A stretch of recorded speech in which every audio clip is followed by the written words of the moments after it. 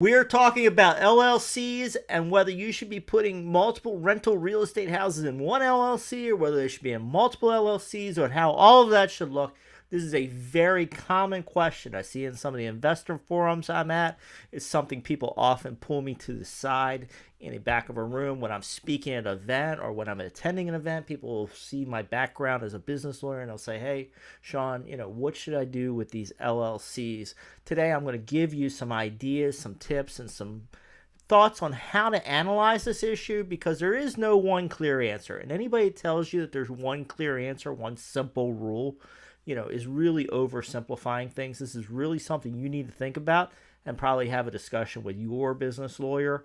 I'm going to give you some ideas and some things that you can use to take to that discussion so that you're in a better situation. Obviously, I can't give you legal advice over YouTube.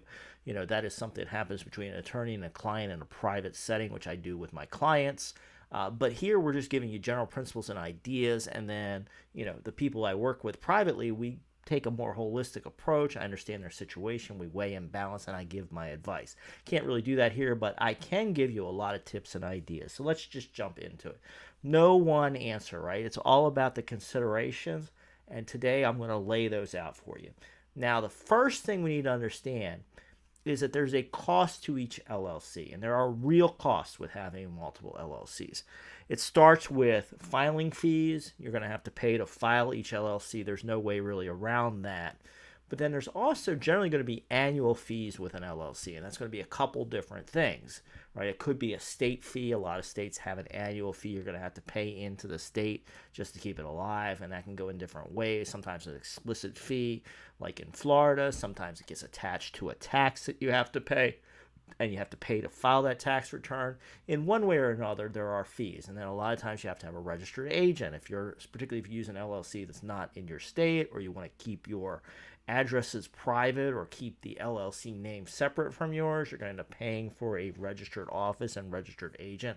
That is somebody that receives mail if you get sued, and you've got to set that up and pay that. And then, of course, there may be more tax returns, more accounting to keep these LLCs separate, right? Each LLC is theoretically going to need its own bank account. It's going to need its own way to collect payments.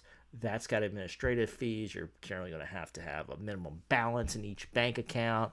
There's going to be checks to be made out for each LLC, right? So in different ways, you're going to have more costs as you have more LLCs. You may have a bunch of tax returns, or even if you consolidate them, your accountant is going to have to roll it up by LLC.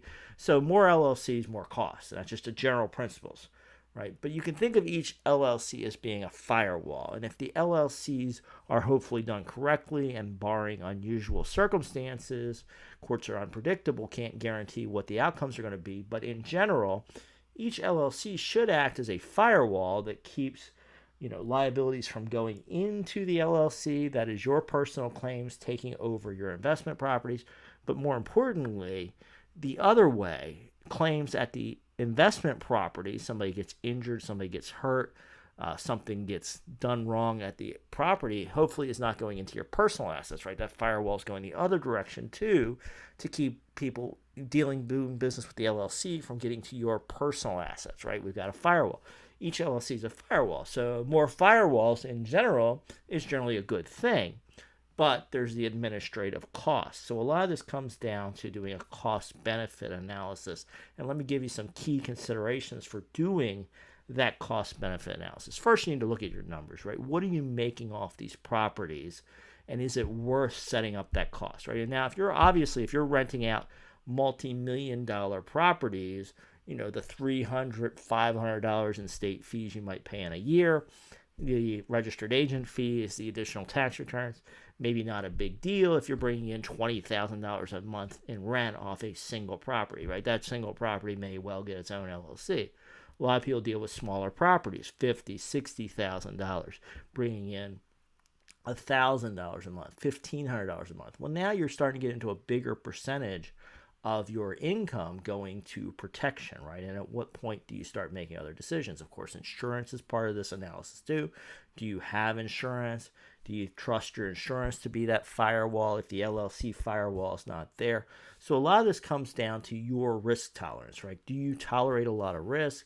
Would you rather pay more money out and have more risk protection, or would you rather take a little more risk and save some money? And one thing people do is group LLCs. And I see all kinds of different numbers out there, which really depends on the person. Some people say every LLC, every property gets its own LLC. And I've seen 3, and I've seen 5, and I've seen 10 recently.